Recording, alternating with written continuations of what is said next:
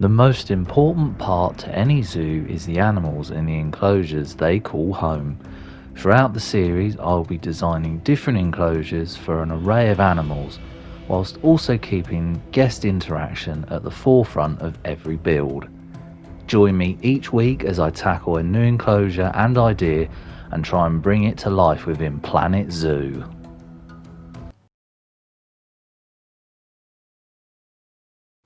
Today I'm going to be building an emu enclosure, and whilst this wasn't where I planned to build it, the idea I've had for a while. Obviously an emu is found in Australia, so it had to go behind the koala habitat. Land requirement is quite large, but my enclosure isn't too large, so it'll be interesting to see how they get on. But in terms of group sizes, mine is quite small because I only have a pair. Because this isn't where I plan to build this enclosure, you'll see it's not quite ready for it. This is like the Africa part of my zoo, so I do make some tweaks off screen just to fit this in a lot better. So here I'm just making the most of that space behind the koala habitat. Now I knew what I wanted, and I wanted some concrete slabs to run along the bottom, and then some of my own glass panels, one-way glass to be precise, so that the emus couldn't see the guests. So I've seen this idea used before, and I wanted to use it myself. Now this sort of technique I'm using is very similar to the technique I used to build the sea lion walls.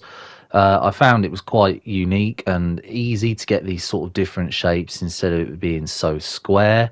And I just do this all the way around the edge, and I do have to move a lion statue that is there because it doesn't work with the space. I was originally going to work around it, and then I thought, no, this is going to make this enclosure too small.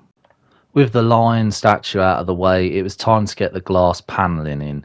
Now, I was trying to work around this nice little entrance archway that I've built for the Africa area. This obviously does later get moved back, which isn't seen in this episode, but it will be shown when I do an update around the zoo. So I'm just placing these sort of willy-nilly because I knew I was going to divide them up with some nice wooden posts just to add some height. I was trying to go for a similar theme to the ostrich enclosure that I'd built before.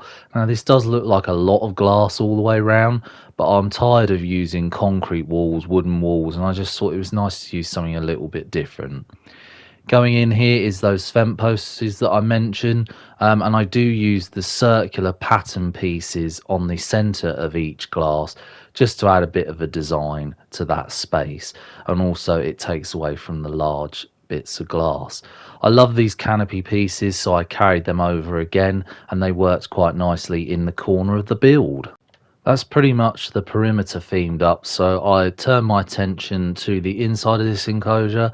Now you saw that nice little pattern piece there that I've put on the roof previously when building the koala habitat, so I wanted to make sure I got that in here.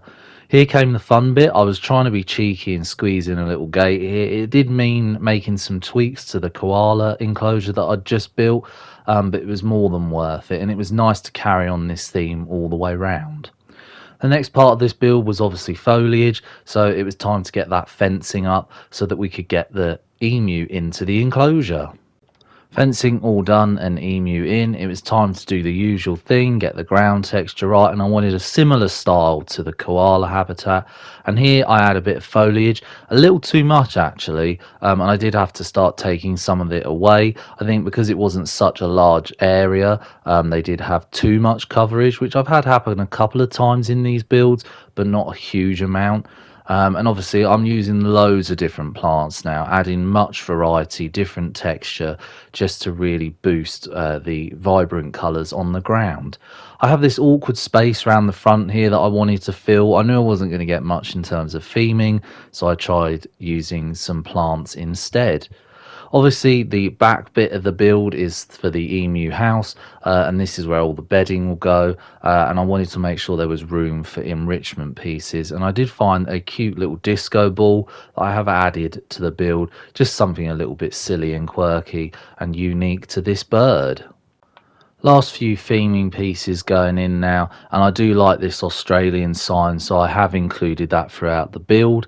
Overall, I'm really happy with this build. I normally am, but this, especially as it was in a space that I wasn't really planning to use, I'm glad how it's turned out, and I've also got a bit of room to expand the Australian area in the future if I want to.